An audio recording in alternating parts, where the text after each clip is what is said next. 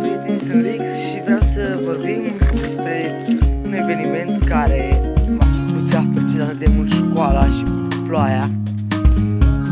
Păi, deci, eram la ora de română, la 12, deci ploaia. Plouat mult, tare și profa de română a zis acasă. Am plecat la 1, m-am dus acasă, s-a oprit ploaia, acum filmez, probabil pe la 3 îl pun. E super. Joi nu merge la școală, mâine aventeză, da, atât, dar în rest joi nu merge la școală. Super. Și de-abia aștept să dorm până la 2 și să stau în pat joi, mai ales dacă și plouă, e super.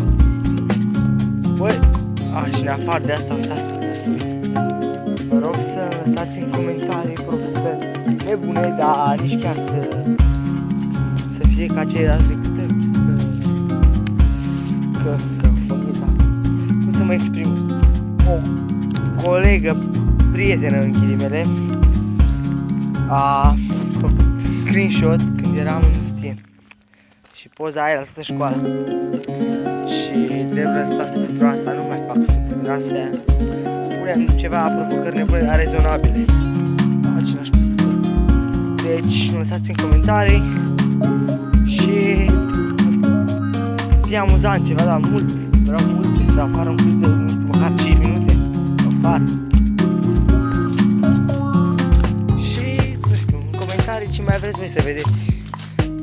Cam asta e video, ne vedem, pa!